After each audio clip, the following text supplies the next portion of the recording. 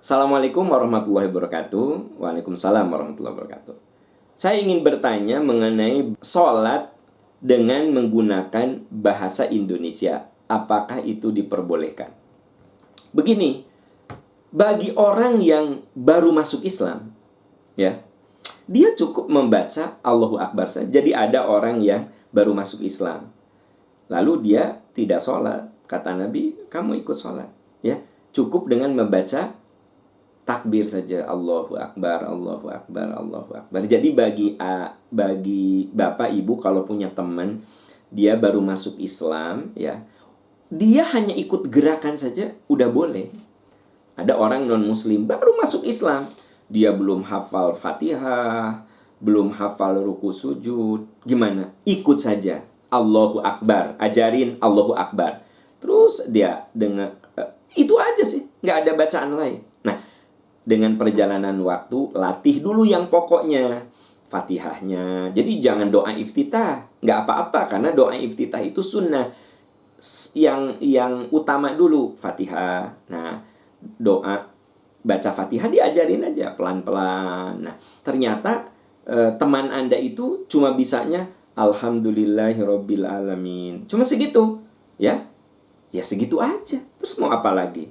Jadi tidak kemudian diubah jadi pakai bahasa Indonesia. Nah, atau bisa juga disiasati dengan kertas, ya, monitor gitu.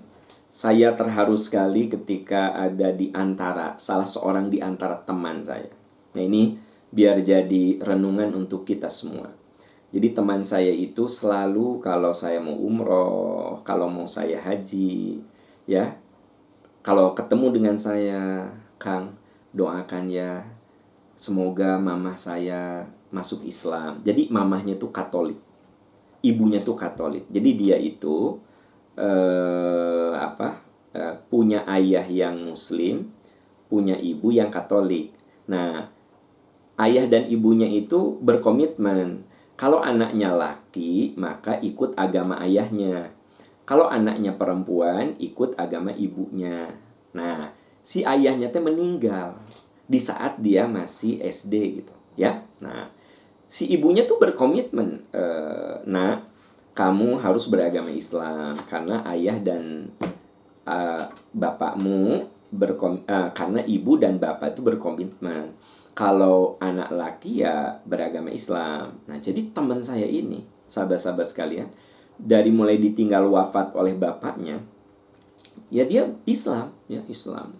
Lama kelamaan ya dia sekolah di UI sampai doktor, sampai dia jadi dosen di UI jadi dosen. Nah, dia itu serumah dengan ibunya karena memang ya tidak ada anak lain kecuali dia gitu loh.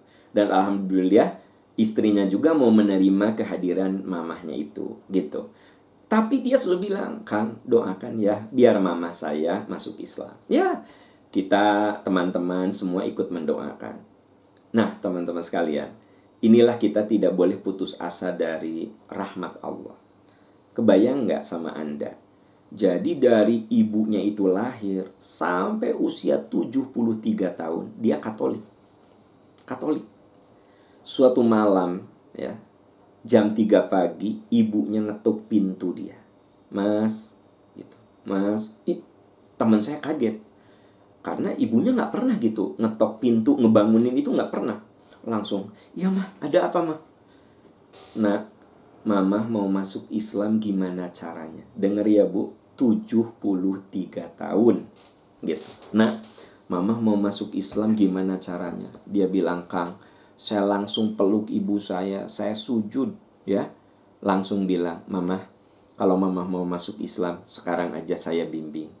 Terus dia bilang, bukannya harus di masjid. Enggak apa-apa. Yang penting mama sekarang mengucapkan syahadat. Dibimbinglah, ya kan? Nah, teman-teman sekalian, nah ibunya kan udah 73 tahun. Sholatnya gimana? Caranya itu teman saya itu luar biasa, nulis pakai Latin. Ya umur 73 tahun terus kudu ngapalin Fatihah, ya udah berat kan. Dia tulis tuh di depan sajadah, tulisan pakai bahasa Indonesia.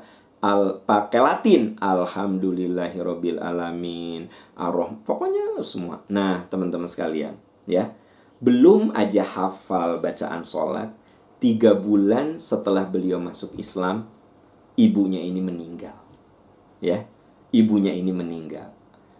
Nah, ini contoh. Jadi kalau orang baru masuk Islam, boleh nggak dengan bahasa Indonesia?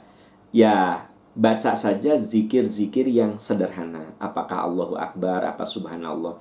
Tapi boleh juga dibantu dengan tadi, tulisan. Apakah disimpan di dinding, apakah di bawah. Dibimbing dengan tulisan-tulisan itu. Karena kan setiap orang yang masuk Islam beda kapasitas. Ada yang jadi hafid, ada masuk Islam, jadi hafid. Tapi kan tak semuanya begitu. Ada yang karena faktor usia, ada yang karena faktor kecerdasan. Jadi apa? Silahkan dampingi saudara kita yang baru masuk Islam. Beliau ini mu'alaf, yang butuh bimbingan. Bisa dibimbing sesuai dengan kadar kemampuan kita. Dan ketika dia sholat, ya cukup dengan zikir-zikir yang bisa kita ajarkan. Sambil secara bertahap, dia menghafalkan sejumlah doa-doa yang utama dulu di dalam sholat. Wallahu a'lam bishawab.